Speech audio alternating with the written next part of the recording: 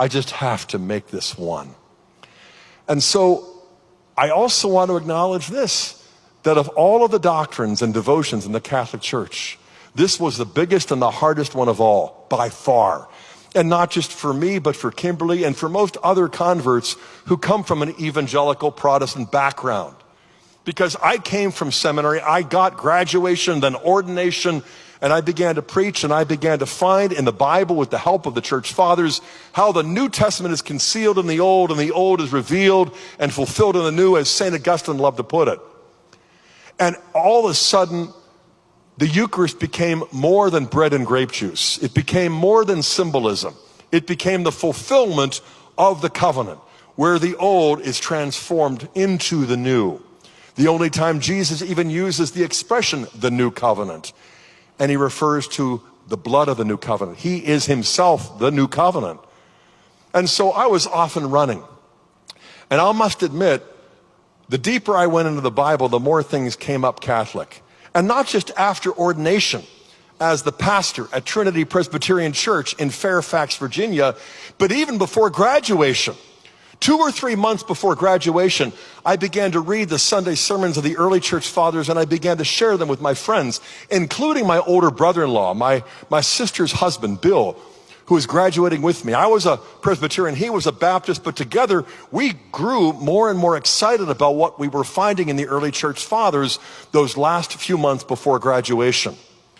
Little did I know that in less than 2 years would come my resignation, and then a search for the church that would match what I found in the sacred scripture.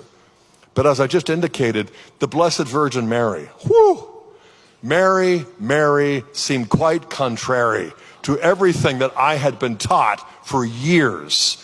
And so it was the Eucharist, baptism, the other sacraments as well. I even came to realize that purgatory is rooted in 1 Corinthians 3 and other texts, and the early church fathers saw that as well.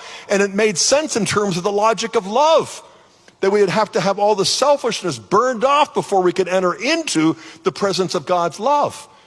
But the Blessed Virgin didn't really just fit very well. And I think back to high school when I would ask my Catholic friends, where in the Bible do you find the Immaculate Conception? Blank stares. How about the bodily Assumption? Crickets chirping. And what about her heavenly queenship? Oh, sorry, did you mean to leave suddenly? I mean, I just couldn't find any answers from my Catholic friends. And so this is what I went in search of. And I found the answers in the Bible with the help of the fathers, so that at the Easter Vigil in 1986, I was received into the church. But even before that, I'd begun to pray the rosary.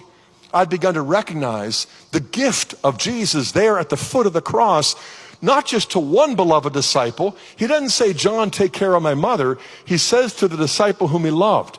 Is John the only disciple whom he loves? No, we all are. So John is a symbol, a representative of every disciple who becomes a younger sibling of Jesus, because any man who's going to give you his own mother is not going to withhold anything else. And so I began to realize, first and foremost, Mary is the model disciple. How do we know that? Well, just look in the scriptures and you'll hear her say, Fiat mihi secundum verbum tuum. Be it done unto me according to thy word. But she's not just the model disciple, she is the mother of God. And not just because the Council of Ephesus defined it in 431, Theotokos, but because Elizabeth declares it in Luke 1:35.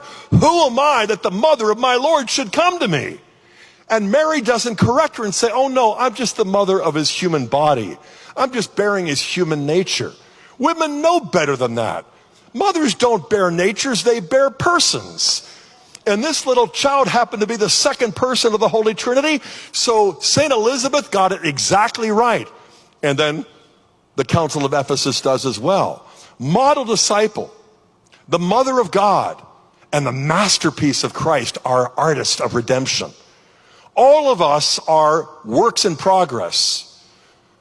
Christ is working in my life like he's working in yours. But we cannot see the perfection of his saving work in me, and I suspect in you either. But we can in the Blessed Virgin. Where is the proof that God is actually willing to give us all of his grace, all of his mercy, all of his power, all of his life. She is exhibit A. She is the masterpiece. And so if you go to an art gallery and the artist is there, he will not feel slighted or insulted if instead of staring at him, you spend more time staring at his greatest masterpiece. And so when we look upon the Blessed Virgin, we see the proof, the living proof, that God is not glorified by our groveling. God is glorified by our opening our hearts up to his grace. And the fact is, he is ready, willing, able, and powerful enough to give all of his grace. And that's why she is kakairotomene, full of grace.